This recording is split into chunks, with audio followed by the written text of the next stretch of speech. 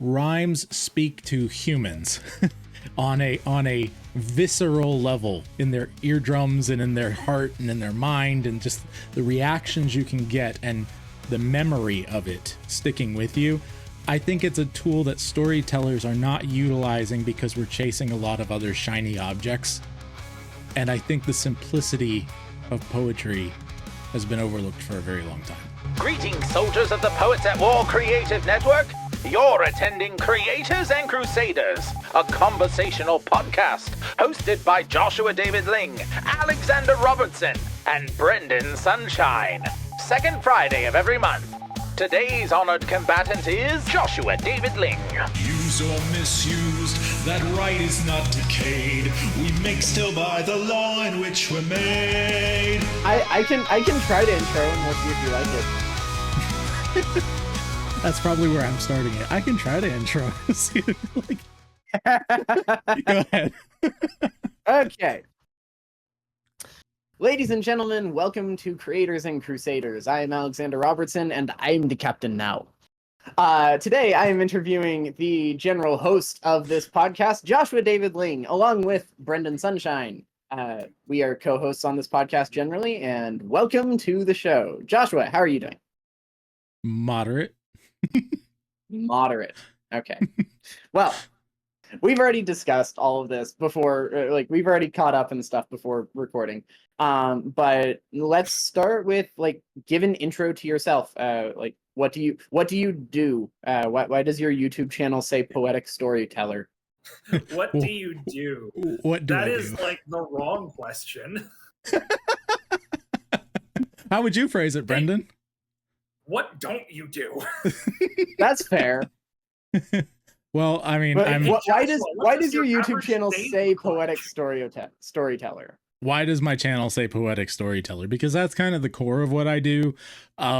I am trying, my life's goal is to bring back epic poetry in a modern way that makes sense with the culture, but also is moving the art form forward in a way that is appreciative of previous versions, takes a little bit of Broadway, a little bit of hip hop, a little bit of other sorts of bits of poetry, modern stuff, but still keeping it rhyming, and it's a whole thing. But I want to bring back narrative and poetry in a big way, and that's kind of my main focus on all the myriad of things that I do. Okay, so you kind of explained a little bit there as to what epic poetry is, and that it has to do with narrative. But like, what would you say are like prime examples of epic poetry that poets think of whenever they talk about this? Like old stuff? Like anything. Like Anything, what are anything. the greatest? What Okay. are the most exact? Like, this is what epic poetry is. Well, that people epic would poetry in its definition goes back to a long story told through rhyme and or music. Usually, sometimes there's a lot of crossover with music and lyrical poetry, but the main function is that it is something that is longer than you would normally hear in like a single song.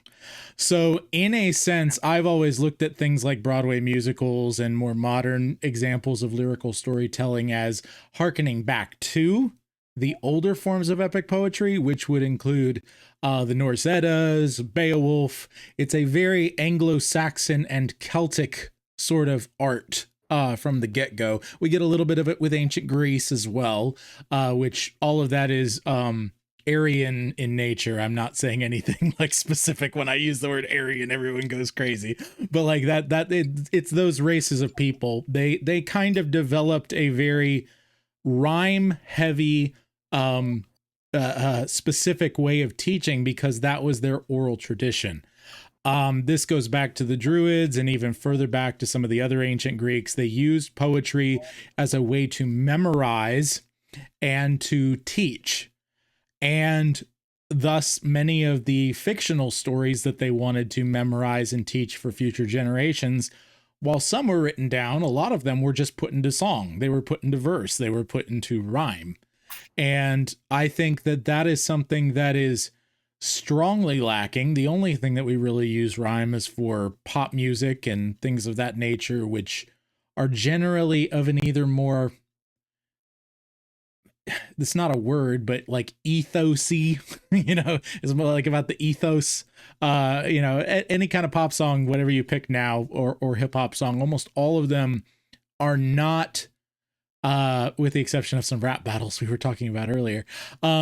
They're not trying to tell a story near as much as they used to. They're not doing it in any kind of overt way. They're trying to kind of give a theme and a vibe. And there's definitely a place for that. But what I really miss is non-esoteric, straightforward storytelling and rhyme. And yes, that brings us to other people that I would put in epic poetry, like Dr. Seuss. While his stuff is on the short end and for kids, I would put him in a similar category because he has many narratives that span much longer than a song. And he kind of carried on that tradition for children. So did Mother Goose and some other fairy tales and that sort of a thing. Mm-hmm. But very few people have tried in any kind of recent years. I can think of Hamilton off the top of my head, to really try and put forward a non-esoteric, poetic story. There's very few remnants of that left. And I'm trying to bring it back because I think that with the way rhymes speak to humans on a visceral level in their eardrums and in their heart and in their mind, and just the reactions you can get and the memory of it sticking with you, I think it's a tool that storytellers are not utilizing because we're chasing a lot of other shiny objects. And I think the simplicity of poetry has been overlooked for a very long time. So. Okay. So chasing shiny objects and is what's kind of keeping this. Would you say keeping this art form back, or would you say keeping people from pursuing this art form?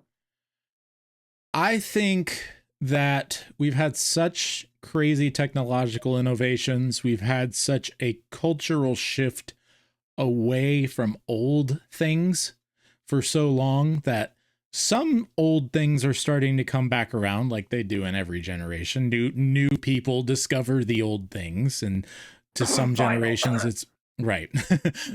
But to some people it's more attractive than others, and it just depends on what forms they take. I think the chasing of progress in some ways hinders people from realizing the potential power in the old ways. And I think that a lot of people look at the old ways with such rose-tinted glasses sometimes, big academic brain thinking kind of things, that they can't have fun with them anymore. Those things are up on the shelf in the glass case, right?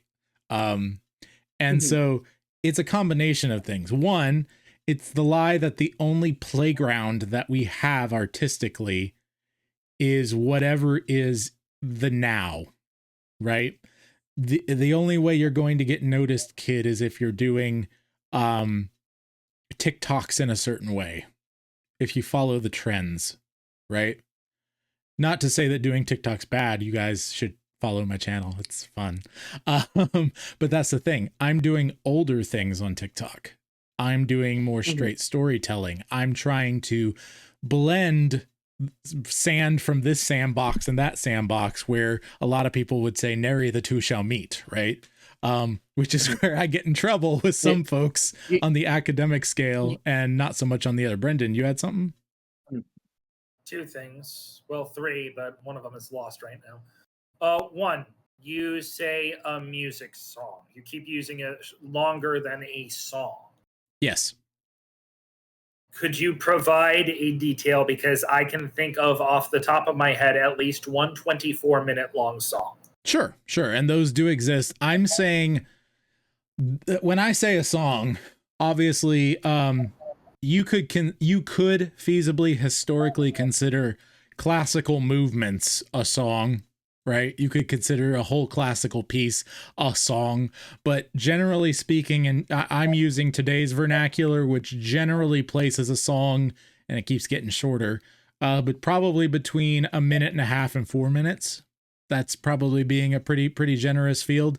The reason I'm saying longer than a song is I think that there's a formula that has been adopted post epic poetry that is sort of like the country music song, the country storytelling song.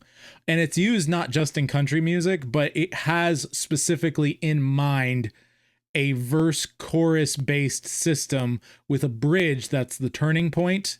And it's a whole narrative structure in and of itself. And it's meant to be kind of self-contained.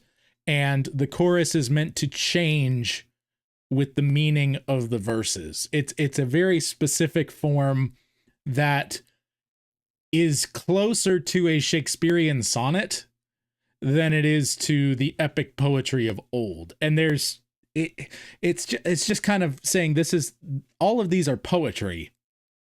All of these are even narrative poetry.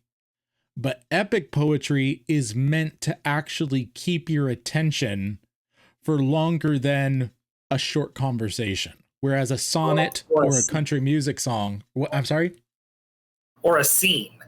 Right. I would argue that the majority of songs are a scene. Yes. So, and even songs like The Cat's in the Cradle with the Silver Spoon, where hold on one the second. boy is growing up. Hold on 1 second. What's up? I had a bad dream, so I just hugged you. I'm sorry. Have a good sleep, okay? You're safe. All right? I love you, sweetie. Good night, Hazel. They said good night. All right. Cat's in the Cradle, yeah. Mm-hmm. It very much gives a scene. Well, it will, despite the fact that you would, some people would argue that's multiple scenes. I'd argue it's a montage. Yes. Which is technically in a movie a scene. Even though it's multiple points in life for this person, it's showing a pattern, which is what a montage is. Right. So the question one was like, how do you define a song? You say 1 to 4 minutes, but what you're really getting at, I think, is one scene.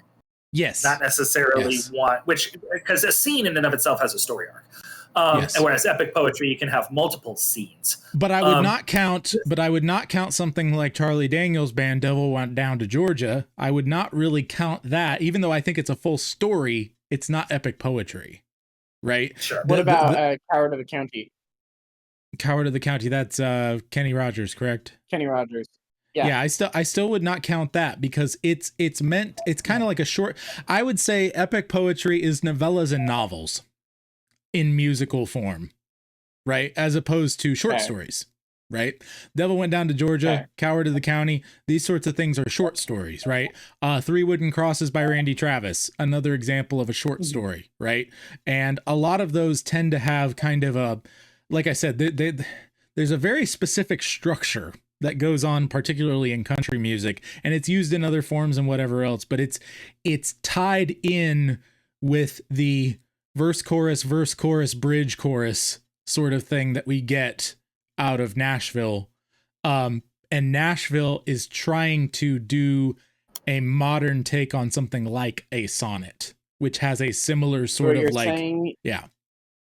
Go ahead. So what you're saying is Nashville gave us modern worship music. Yes, absolutely. And should therefore be burned to the ground.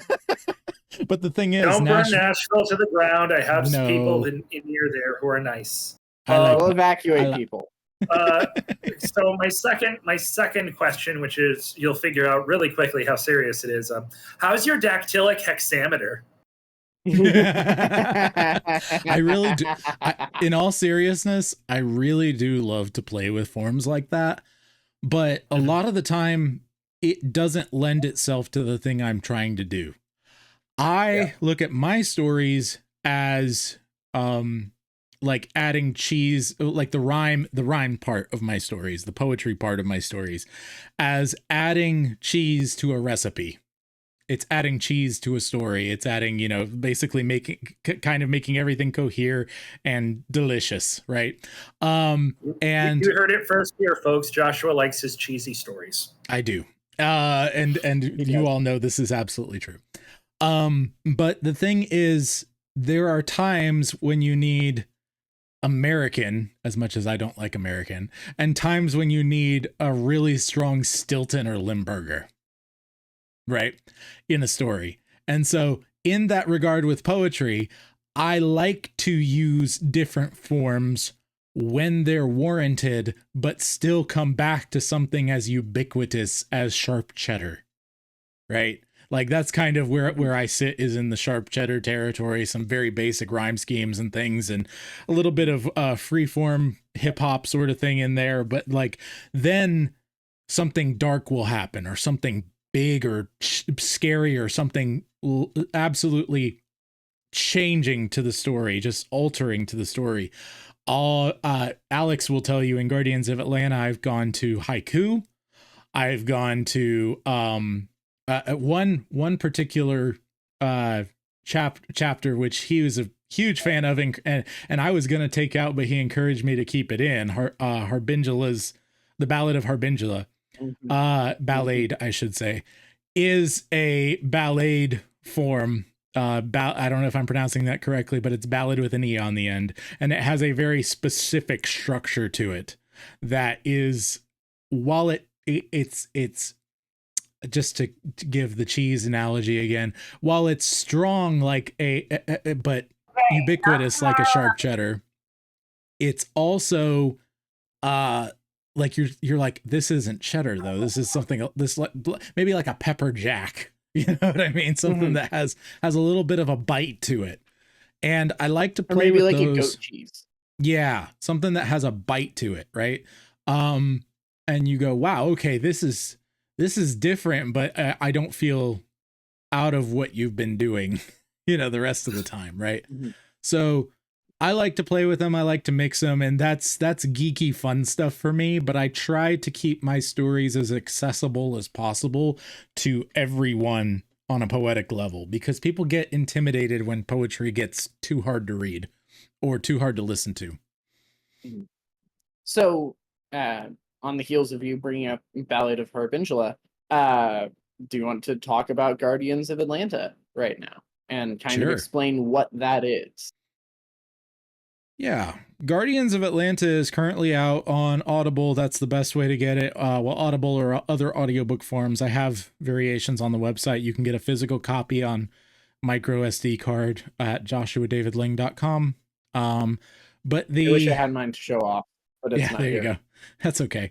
But the main thing that I was trying to do with it was,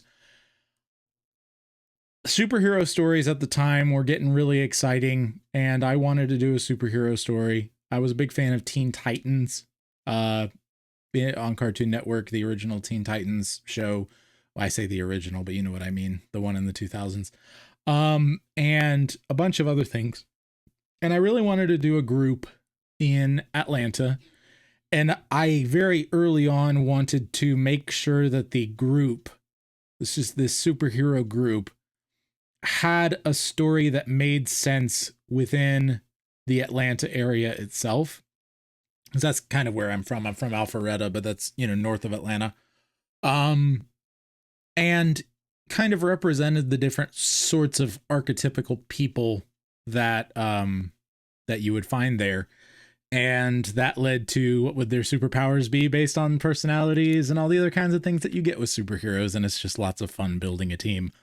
I wrote this a long time ago. Now I say long time ago for me. I'm 34. I started with the character work, I want to say 15 or so, 2005. But it was a long time till I completed it. I think I completed it in 2015 or 16. So it was about 10 years of work. It's my first full complete one. I've since written a whole lot more in a whole lot of different spaces. But Guardians is very special to me because it is that first full epic poem I completed. It's 112 poems long. The poems are about like a scene, like a song. They're about, one to three, sometimes a little more minutes in length, read aloud. And yeah, I wanted to create a compelling superhero story all the way through, and it sort of runs like a TV show. It has episodes about 10 poems in length and goes through and tells the story of 4 particular individuals who come together to form this team. And yeah, we can talk more about story if we want to, or anything else you want to talk about specifically, but I'm not sure where to take it from there. Yeah, I was going to actually ask if you wanted to like read a poem from it, or read one of the scenes from it. Do you want to request? I was specifically thinking the one where the guy from New York comes in. That's the one that I was Nick thinking. Tracer. Because you were talking, no, not Nick. Okay. The like executive who's trying to buy up the Jones's land. Oh, Philip Keller. Like change the culture. He's from Philip Canada, Keller. actually. Yeah. From Toronto. Oh. Right. Okay. Yeah. Sorry. I remember him coming from like the north, and for some reason I assumed that was New York. Right. Yeah. No, he's from Toronto. That's the one that I was thinking.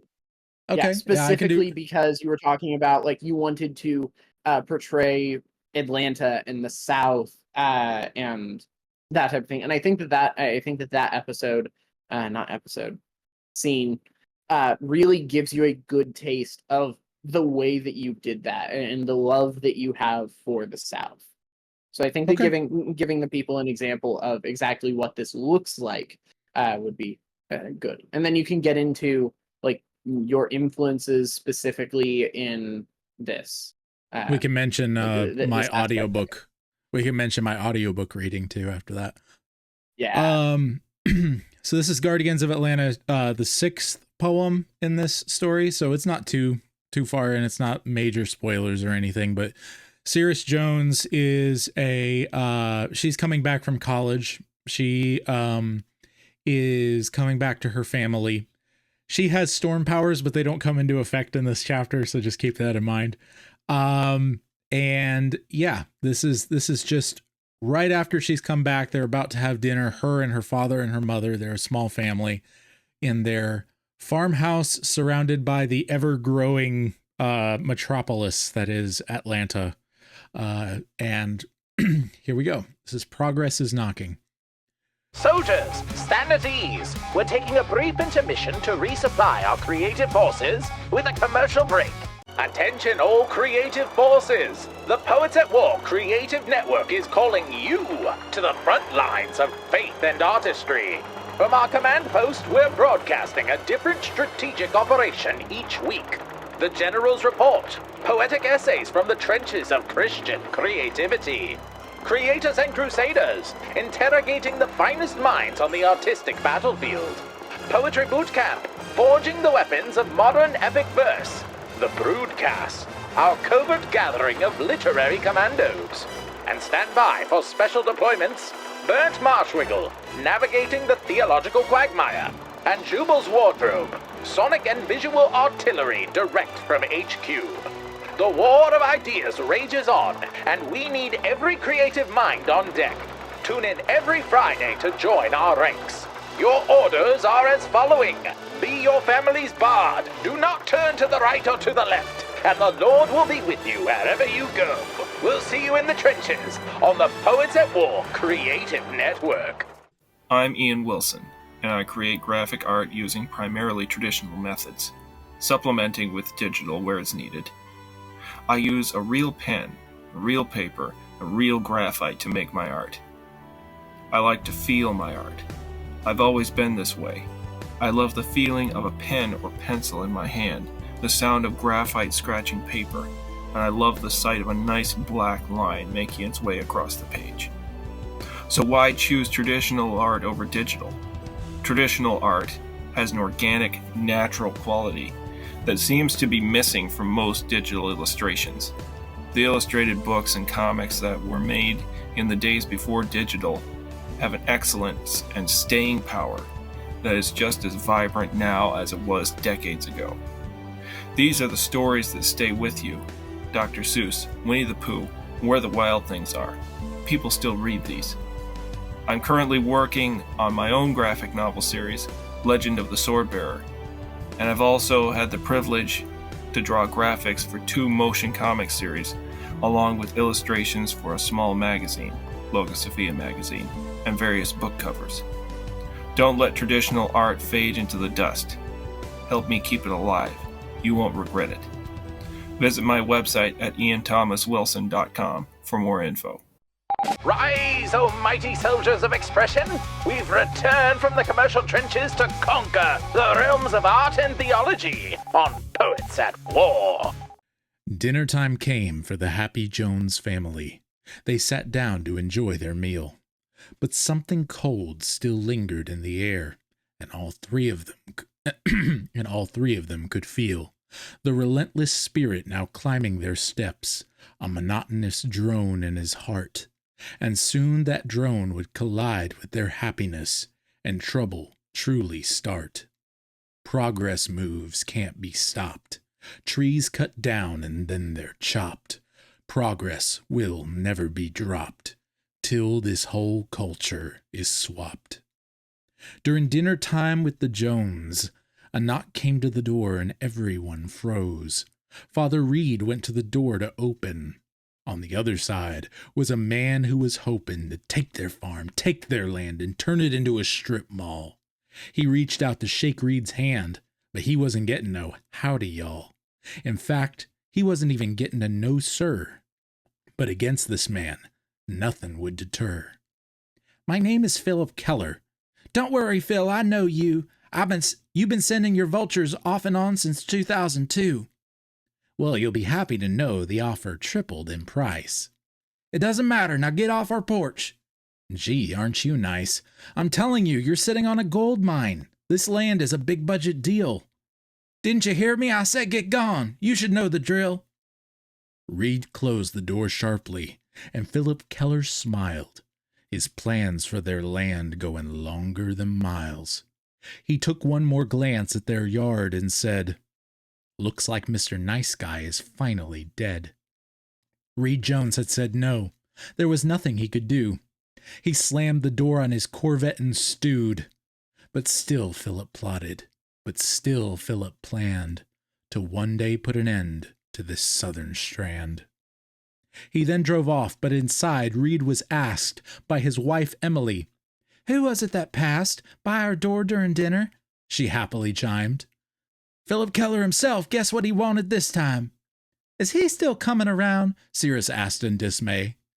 Him and his cronies come by every day.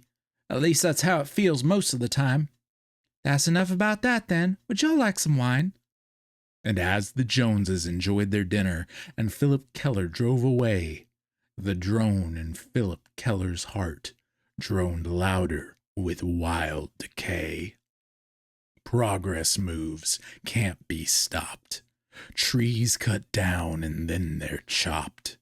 Progress will never be dropped till this whole culture is swapped. And there you are. Excellent. That's a really great poem from episode 1. It really is.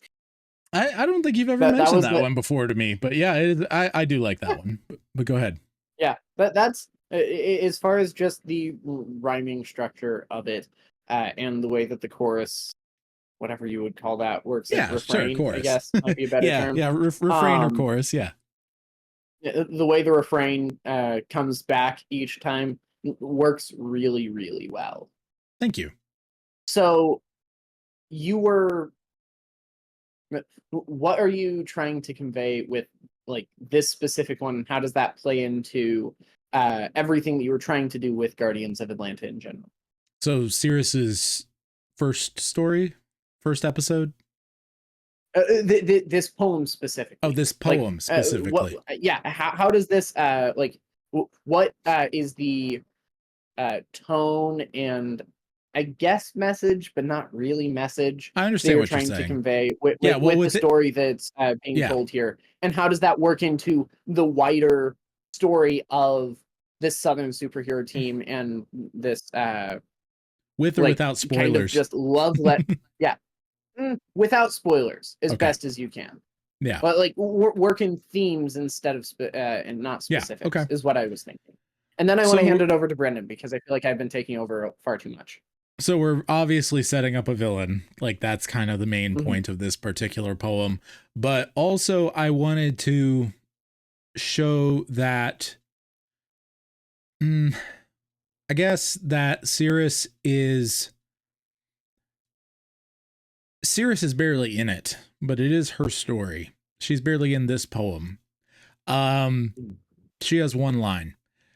There's a lot going on that she's unaware of, and I'm trying to just generally show that there foreshadow really a lot of the bad things that are going to be coming. That's really the main kind of focus. As far as generally like what I'm playing with you know, the old South constantly is getting bombarded, and from Cirrus's point of view especially, all of this is bad. There's going to be more where I show the other side in the future, but there's obviously a lot of destruction that has gone on in the South because people find the South's culture and their past and all the other things that come along with it unsavory. And for a lot of good reasons and bad reasons. And a lot of people come in and just don't care. They don't care about keeping any of the covenantal ties that exist between the various people and the land in the area. And this is something that you can get off into weird territory very easily. But I really wanted to show what it is like for someone to actually grow up in an area that is completely covered by the time she's in college by a metropolis, because I lived it. Growing up in Alpharetta, north of Atlanta, Alpharetta was named the #1 relocation place in all the US after the 1996 Olympics, and went from crazy tiny horse farms and very little people around whatsoever, mostly just forest. And then all of a sudden everybody moved there, and it was a big mess. And it wasn't anyone specifically's fault, but no one was caring enough to try and mix the new with the old. No one took the time to figure out how that should be done in architecture and landscaping, not just physical stuff like that, but how people came in and just lived the same life that they were living in another place and did not try to meet their neighbors. And when their neighbors tried to meet them, a lot of them closed themselves off and created a whole new culture through doing so. So there's a lot of stuff there, and I don't want to make it all sad because there's a whole other side to that, but we can get into that another time. Does that kind of get at what you were asking for? Yeah, I think that gets at what I was asking for as far as this goes. And this is your interview, so we won't get into it now, but it also gives me some more interesting thoughts to chew on as far as the like the nature of cities and how they ought to be looked at and all that type of stuff. So I'll definitely want to chew on that more later. But how does that play into, so you said that you get into a more nuanced view of it later, but how does that play into the larger themes of the entire show? What was the second question that I had? The show being Guardians of Atlanta, because show is kind of the best way that I know how to describe it. Sure. Because sure. it kind of defies explanation as far as our current categories go. And then, as I said, I want to pass it over to Brendan because I feel like I've been hogging the mic. So basically, as far as how it fits into that poem dovetails into things, I don't know that I can specifically talk about without spoilers. But the basic. Well, how does the Mhm. theme? How does the theme of Okay. increasing industrialization Right. fit into the themes of the entire thing?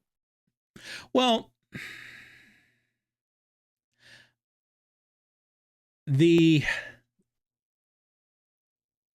there's a constant struggle back and forth through the entire thing between sort of human level well, really it's a battle between, in a sense, ancient magic and modern industrialization and the people caught in the middle. that's really what it comes down to. And the people caught in the middle are the ones who are the most they have their own ideas about how things should be. All four of the main characters in Guardians of Atlanta all kind of have their idea of how things should be, and sort of are trying to live them out in their own sort of secluded way. And they're dragged into a world where two very real evils sort of intersect, which are the past and the future. In a real sense, it's industrialization and magic is sort of how it's sort of framed, but it's really truly the past and the future, where the South has been and where the South is going. And so that's sort of the theme that I'm trying to play on. And like I said, this is really hard to talk about without spoilers on this macro level. And I feel very pretentious talking about it. But like, here's the thing. This is a superhero story epic poem for fun. Like, I want to stress that first and foremost. It is for fun. Doesn't mean you turn your brain off. Doesn't mean that there isn't super deep things that I'm trying to put in there. But separated from the actual story, these things start to get a little bit pretentious sounding. And I don't really want to portray it that way, if that makes sense. Because this is the Ivory academic case where we're putting Beowulf and all these other things, which are fantastic and not at all like they're portrayed to be by academics and stuff when you actually read them. But they're more like pro wrestling than people want to admit. Shakespeare is more like pro wrestling than people want to admit. So that's an interesting take. Well, you literally think about the fact that he wrote it for crowd response. Like he wrote a lot of his plays specifically with crowd response in mind. I tend to be a touch more Ivory Towers than you in general. So but see, the other thing is I elevate things like pro wrestling in my own estimation. You very much do. And you force me to elevate my opinion of pro wrestling as well. But that's a whole other conversation. Brent. Yeah. Do you have any? What are you looking at me for? So it's hard because we're all friends. Hello, Debbie. Say hi. Hello, Debbie. Yes. Hello. It's the famous fiance. It is amazing. Famous fiance. Yes, she's famous. famous amongst our group. So, I mean, we have been talking sort of ivory tower. And when we're dealing with art, I don't like.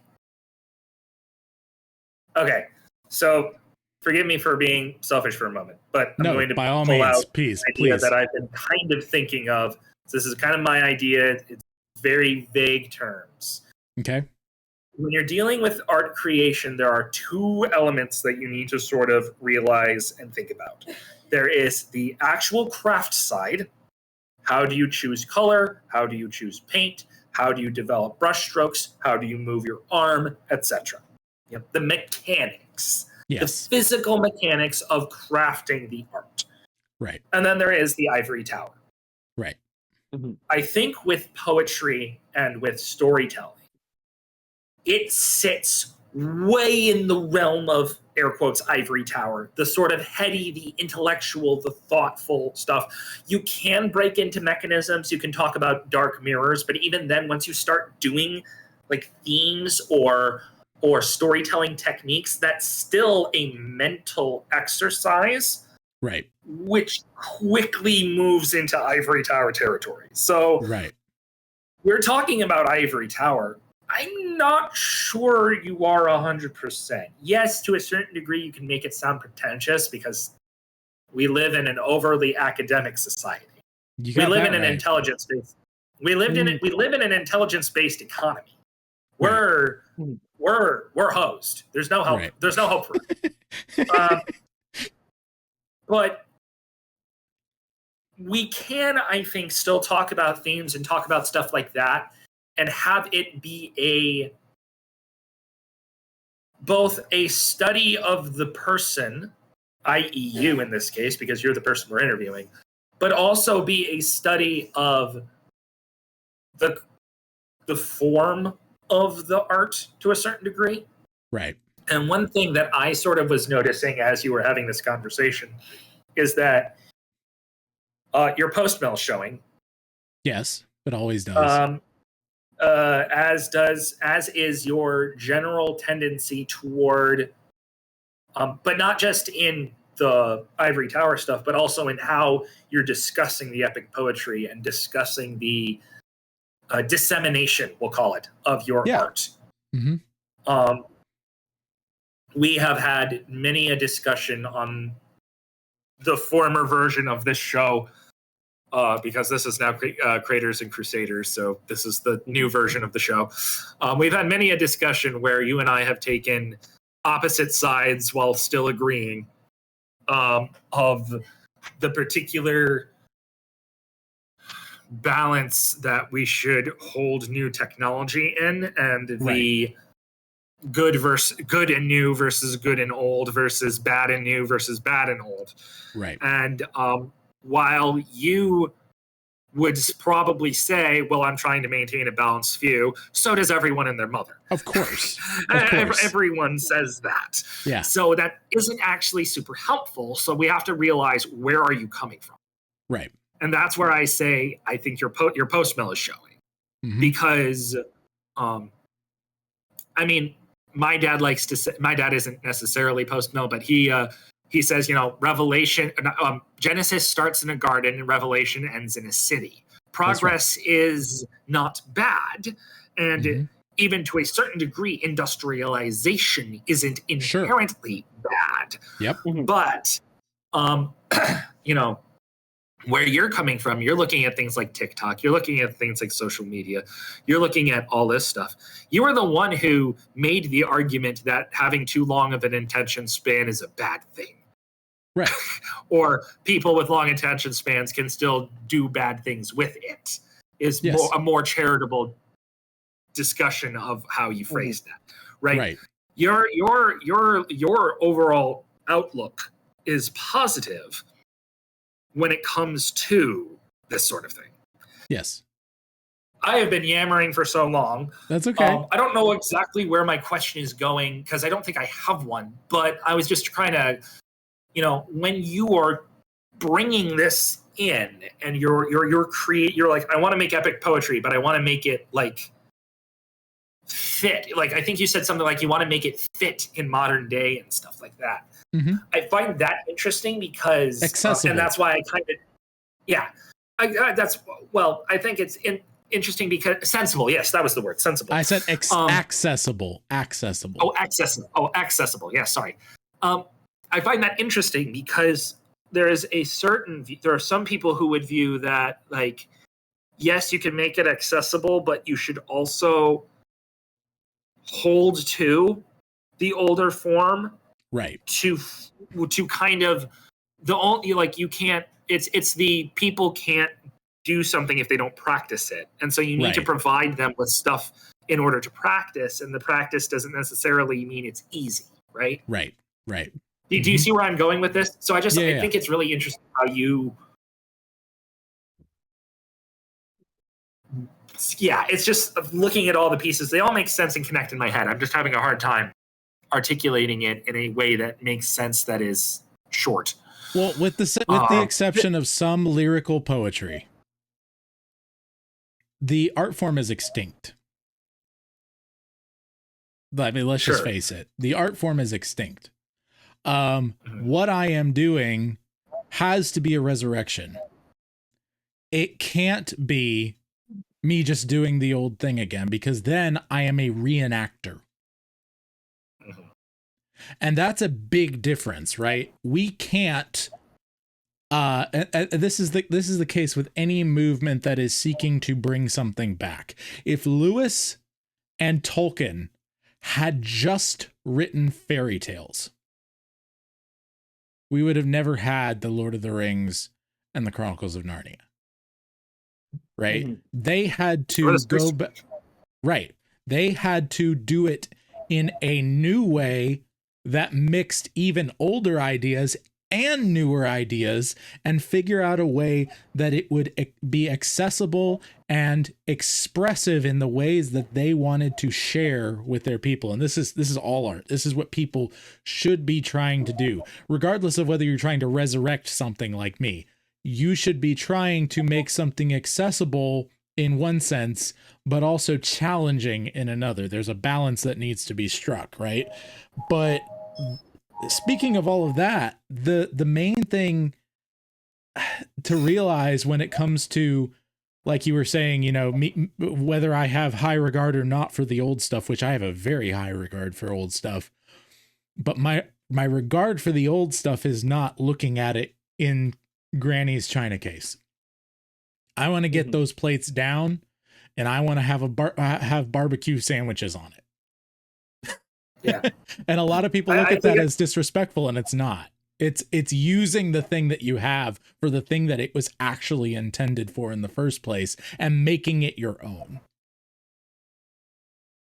Yeah, you're going back to Spielberg versus Nolan, which we've had that conversation before too, and I've been on the opposite side of you of that, where I'm like, I actually identify with Nolan.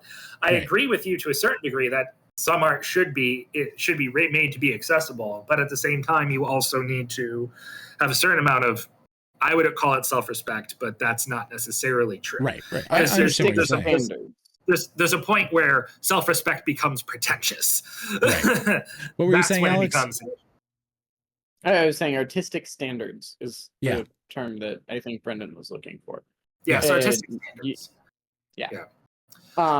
Also, as an explanation, just a little bit to the entire audience, I'm not apologizing, but we're just very used to having conversations, and interviewing one of us is weird to me. It is. No, and you're doing a great job. Well, it's weird to all of us. Might be overselling it. But thank you. Yes, I agree. Like, you know, the whole using the art form in the way it was intended. Yes. Nail it 100%. I'm just sort of, I find it interesting because you are a militantly joyful individual generally. You try to put forward that overall outlook, and even when you're like managing like the brood or your people or, you know, whatever, you are like generally hands off and say, all right, good fight, guys, well done, let's all get back to what we were doing, you know. It's very interesting. And the way you're like, oh, look, the way you're excited about AI, the way I'm going to stop using AI because that is the wrong term. Machine learning. The way you are excited about machine learning, the way you're excited about all of these things that, you know, the rest of us, some of the rest of us are like, right. And I have all the misgivings at the same time, but they pale in comparison to my enthusiasm. Yeah.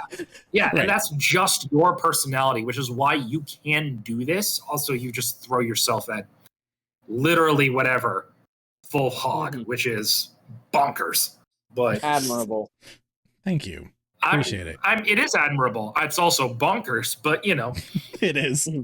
Well, Brendan's brought it up a couple of times. So you have the epic poetry that you're working on. You have the Guardians of Atlanta as like your, at least currently, your best work. The other aspect that you do a lot with is what most people would incorrectly term artificial intelligence, what Brendan correctly identified as machine learning.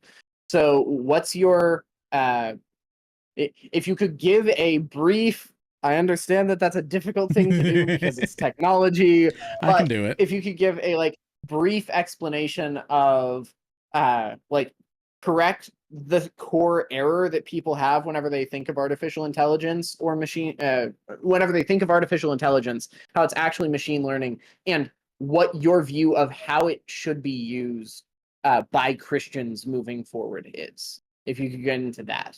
Sure. I really don't want to correct anybody because history will tell what happens as far as that goes. A lot of people have misconceptions, sure, on just a conceptual level, but that's always the case with any new technology. The main thing that I want to kind of put forward as sort of a visionary statement, as if you will, is we have the full isn't quite the right word. The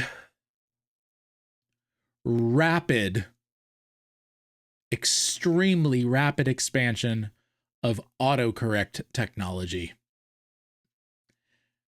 on our hands.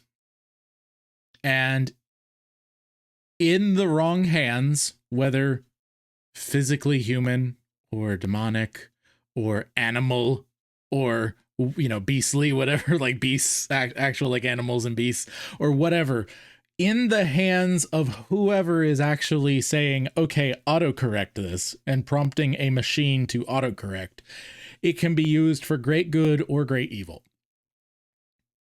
And we should be looking at it that way. Regardless of how you think humans or demons are interacting with it, we need to think of it as the realization of autocomplete technology, meaning like what you have on your keyboard on your phone.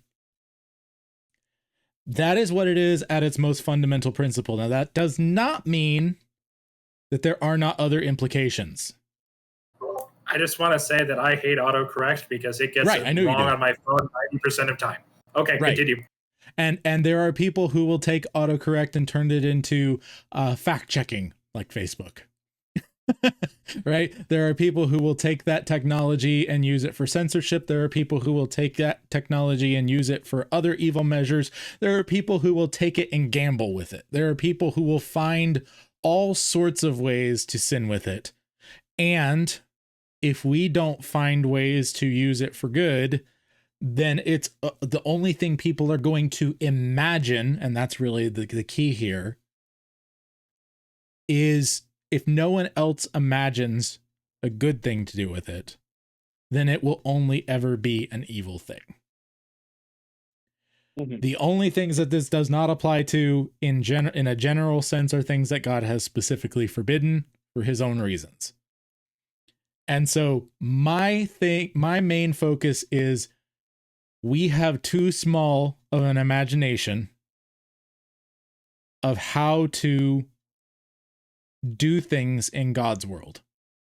And we need to work better at expanding our imagination and not contracting it due to comfort. So anyway, that's kind of my visionary statement regarding machine learning, if that makes sense. I feel like that's as brief and as clear as I can make it. Attention, warriors of the imagination! Take a breather as we navigate the commercial battlefield. Now is the time for your book recommendation minute with Alexander Robertson, the part of the show where Alexander Robertson comes out and recommends a book. I was at the Fight Laugh Feast conference recently, and I picked up this gem from the Noggin Nose booth, where I was lucky enough to meet with the author. I expected that I would enjoy it. It was Doug Wilson's Book of the Month a while ago, but I did not anticipate exactly how fantastic it would be. However, before I continue with my praise, I probably ought to explain what exactly this book is. The Thing is a collection of 5 stories by Rivers Houseal. The subtitle is Short Stories of Things and the People That They Encounter, and it very much lives up to the promise of that subtitle. Each story is based around a meeting of thing and person and the events which follow.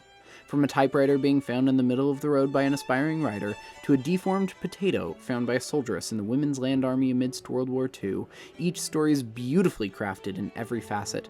The characters are believable to the point where I was convinced I had met many of them, and the form of the short stories so very well suited to these tales.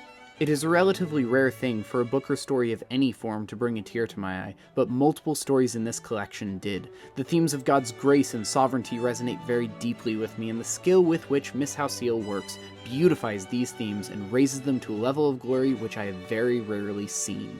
This book is absolutely marvelous, and I recommend it heartily to everyone who has a taste for stories of any form. I'm certain that nobody will be disappointed. In my part of the world, at least, to see a typewriter sitting in the middle of the road is not normal. But if I have learned one thing, it is that odd things do happen, and there it sat. Furthermore, I was raised to know that when one spies a typewriter in trouble, one rescues it. So I did. Excerpt from Of When a Typewriter Was Found, the first story in this collection. Are you looking for thought-provoking Christian perspectives that bring unity across denominations? Then you'll want to check out Logosophia magazine. As a free online interdenominational publication, Logosophia publishes a variety of creative works like articles, stories, and poems on different theological themes each quarter. Their goal is to have respectful conversations that highlight our shared beliefs outlined in the Apostles', Nicene, and Athanasian creeds, as we clarify our differences. So if you want to dive deeper into your faith while learning from other Christian expressions, subscribe to Logosophia magazine today on their website or listen to their podcasts. We look forward to journeying with you. Soldiers, replenish your creative ammunition. We've emerged victorious from the commercial onslaught, ready to continue our noble crusade on Poets at War. Yeah, I think so. I think you're right. That's a really succinct explanation of both the proper view of it as opposed to what we're getting from a lot of other places, not everywhere else. Right, and I don't mean to be reductionistic. Let me say that. I don't mean to be reductionistic, because the atomic bomb has had an incredible impact upon the world. And I say the world because it wasn't just Hiroshima and what was the other place? Nagasaki. Yeah, that were specifically influenced by the atomic bomb. No matter how you slice it, the whole world was affected by those bombs being dropped. Yep. For good and ill. Mm-hmm. And C.R. Wiley, friend of your dad, constantly is hammering home this thing about AI, and I think that he's right in some regards, and I'd like to get more clarification in other regards. I won't even say he's wrong. I think that the thing the optimists are saying and the thing the pessimists are saying is closer than people think. The thing that that the pessimists that aren't, crazies are trying to say, generally speaking, is it's going to have a much bigger impact than we know. And we should be not only careful, but we need to be discriminatory toward the things that it could influence for evil, which I agree with wholeheartedly, even as an optimist in this area. And then the optimist side, I think that this in the hands and in the mind of a person who can practice with it and wield it as a Christian can do far more than anyone has any idea of in the same way, in the opposite direction for the world, right? No one looking at the atomic bomb and deciding to drop it on Hiroshima and Nagasaki is going to sit there and say, this is going to stop the war. I mean, they were hopeful that it would, but like no one really thought like that was really going to be the end of it, because they had never seen the full force of what it could do. We didn't know. It had never been used before. We had an idea, but we didn't know like the full fallout of all of it, right? Like we didn't know what the future was. No, but it was a good gamble. And that's the thing. Because we did know its destructive force. And we're like, all right, we're going to try a tactic that has been used before, but not on this scale. We're going to try to scale this to a degree. Right. This and that's the thing. Tactic. Right. And we're going to use this bomb to do it. And it worked. That's the thing. I disagree with you. I think they did know that they was going. I didn't say no. I think they said, we're going to do this and we're going to try to use this to end this war. Right. And that's what the optimists are saying in regard to scaling a cultural impact on the hearts and minds of Americans. They're thinking, and not just Americans, worldwide, they're thinking in terms of things like, what's the book? Uncle Tom's Cabin, like what that did to people's hearts and minds. They're looking at the various ways hearts and minds can be impacted by arts and media, not just like arts, but like actually journalism, you know, and other things of that nature, and people actually having a say in the narratives of the world. And we're, as Jason Farley's fond of saying, we're in one giant storytelling contest. That's the meta war to the actual physical wars that go on. And so if the bards can win, can wield these powers in such a way that they, and this is the problem, we don't have enough bards and we don't have enough good bards. You know, to Brendan's point, more so the good ones, right? Like that's the kind of thing Brendan would push toward. But we're not going to get good if we don't work. That's the other half of it. Right. And you start small. You don't always go to machine learning. I'm not saying that. I'm saying in general, we need to get better. And well, no, Alex, going, because I'm about to start a fight. So and machine learning doesn't negate the work. Like you can't just use machine learning to get out of work. You actually have to know how to use the thing and work at using the thing before it is any good whatsoever. This is Joshua can make some good stuff from what is it, Image Playgrounds and his Playground.ai, and all that type of stuff.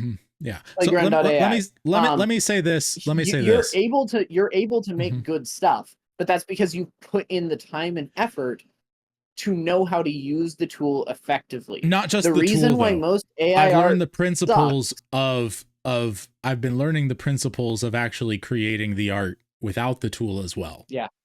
That's the other thing.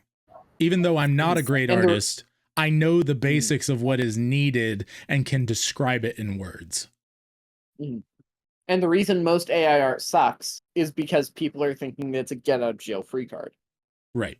Which it can be for some people. Right, but here's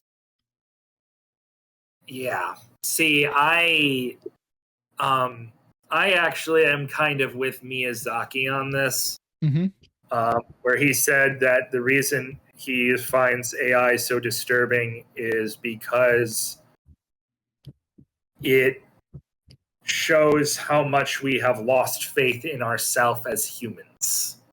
Yeah, that's fair. And that, which, and sort of going back a little bit before I actually start that fight, because I'm not sure it's really worth having it at this point, because we've been doing this for an hour. I think that, you know, Joshua, to your point where it's like we're a lot closer than we think. It's like, yes, in some of the argument, yes, we are closer than we think, but on some of the points, we're way far apart. What did I say we were closer than we think on? The people who are optimists about AI and the people who are pessimists or negative. Oh, okay, about yeah. Our arguments are similar. Go ahead, yeah. The arguments might be, the arguments are closer than we think. Right. But at the same time, sometimes the arguments are vastly different. Oh, sure, totally, yeah. So, and I think that's where it's like they're so vastly different to a point where they're talking past each other.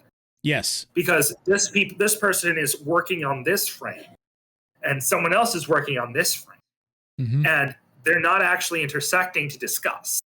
Right. That's why I'm like, I have not, for all the people who are optimists, I have not heard. Oh no. Can you hear me? Yeah, I can hear you. Yeah, we can hear you. Oracular pig. Oracular pig. One sec. Oh, now we can't hear him. Okay. Yep. No. One sec. Oracular pig. There we go. There we are. Yeah, that's all right. We'll get him back in a minute. By the way, just as an introduction, just throwing you into the deep end to all the listeners and watchers today. This is the soundboard. Spank that horse, Brendan. Why is that the one when I get back? Soapbox. Anyway. Alex wanted to have fun with our soundboard. Are you done? Yes. Okay. I wanted to introduce our brand new audience to this new show, to the soundboard. The oracular pig. Yes, I know. So I can't wait till I get to my new house and I can set up my desktop so that this doesn't happen again. Anyway, I was talking about how we're talking past each other. I've not heard a good argument against the we have lost faith in ourselves, right? The closest you can kind of get is the, well, you still need to learn how to use the AI art, right? Sure. And while I can't necessarily dispute that, my biggest issue is any tool that you use for anything is designed to reduce work. Yes. A dagger is great at cutting and stabbing. A sword is much better at cutting and stabbing people. It's got more reach. Right. A gun is much better at stopping someone. That's the violent variation. But you have $100 brushes, right, that are made from the finest of horsehairs. Right. That are bits and bytes. Ridiculous. Exactly. Because you can buy brushes digitally too. Right. Yes, you can buy digital brushes. You can, actually, that's a good point. Digitization, the digital painting, tablets, all of this stuff. The Control Z is such an amazing function on Control art C programs. and Control V, and copy and paste. Yes, yeah, exactly. All of these tools. I'm sorry for the quality drop in audio, by the way. Okay. All of these tools are designed to reduce work, reduce drudgery, and reduce pain, basically, in the art. I would argue also to increase scalability and increase the amount of stuff that a man can do in the time that God's given him. Yes, but my issue is that you still, for me, what I have observed is that people who grow up with these advanced tools frequently do not develop the fundamental skill underlying the use of the tool, and they rely on the tool too much. So that when the tool gets pulled from them, they cannot recreate. Right. Well, and I was going to say, I can't say that I'm particularly good at etching in stone. Yeah. So, there's that end of things too. Right. And I get that what you do is like, all right, well, let's just take that to the logical extreme. It's Right. like, yeah, okay, but As at far some as specifically, point, I do want to address your argument just because I'm interested in it, and then maybe we can talk audiobooks and close the actual recorded portion out. Mm-hmm. all right, we haven't done that yet. Whoops. That's okay. Let me Not get a back on problem. the computer. That's all good. The thing that I wanted to say though is addressing we've lost belief in ourselves, or not. Maybe belief isn't the word that you used. What was the word you used? Confidence. Just belief. Yeah, sure. Okay. As far as that goes, I think that it can be two things. There's one that says, "Oh, I could never do that." And then there's someone who says, "Wow, look at what I can do." Mm-hmm. And there are two different ways to look at that, and they both have real value. I'm someone who's always preaching go back and learn the old ways. I have VCRs and DVD players for that reason. I have, all kinds of other things. I teach my kids about vinyl and how it works, all the other sorts of media stuff that I do know about. I teach them, and I go back and I learn more, and I learn about where these things came from. One of my favorite things to look at is stuff like Corridor Digital. You know those guys. They did the thing on the sodium vapor technique for keying, which is was my gosh, such a good episode. Anyway, such an amazing episode, and the fact that they were able to recreate it with modern technology, basically, like, that's incredible in and of itself. It's an amazing engineering feat. But yeah, if you guys don't know, you can go check that out. I don't know how much cursing or whatever, but check them out. It's worthwhile. Corridor's generally reasonably. They're fairly clean, yeah. So, but they recreated an old sodium vapor technique for keying for cameras, which is like green screen in modern parlance. But basically, like, if we didn't go back and find out those sorts of things, like green screen would kind of peter out into just have screens behind us, like the Mandalorian, but worse. The volume. But worse, right? Like just LEDs and whatever else behind us, whatever we can afford.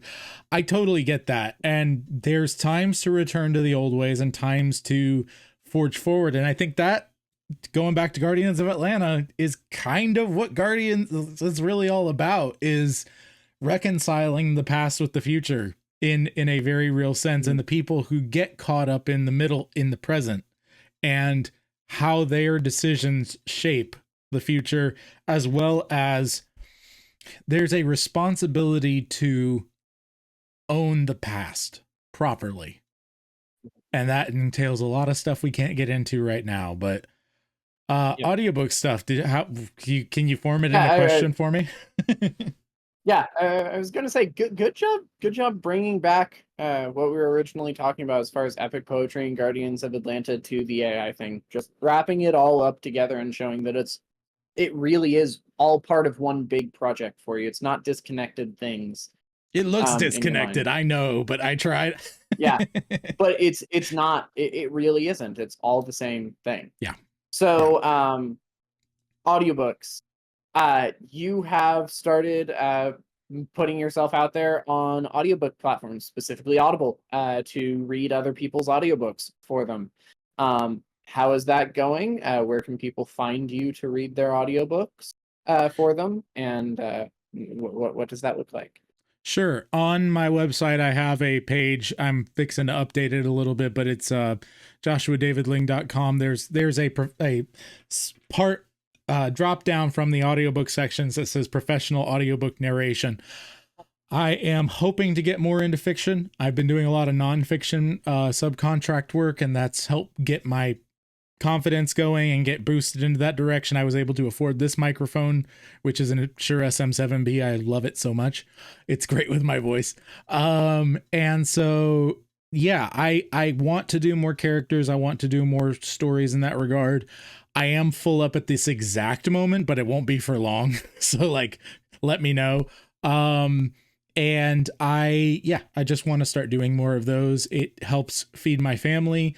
And I'm hoping it'll introduce more people to the Brood, and it'll all be sort of this synergistic thing. Like you said, it all kinds, hopefully the plan is that it'll tie together eventually, right? as I cough and sputter in the shallow end of the pool. So awesome. Okay, and as far as the last thing goes, what is the parting thing that you want to leave with people? Like the core of your message that you are about, that if you wanted everybody to hear it, what would that be? You know it. I do know. I want to hear you say it. Do you want me to close with it? You do it this time. Grave responsibility you have given me, sir. Everyone, be your family's bard. Do not turn to the right or to the left, and the Lord will be with you wherever you may go. See you next time in the trenches on Poets at War. Used or misused, that right is not decayed. We make still by the law in which we're made. This has been Creators and Crusaders on the Poets at War Creative Network, a conversational podcast hosted by Joshua David Ling, Alexander Robertson, and Brendan Sunshine. Second Friday of every month. For more, visit joshuadavidling.com.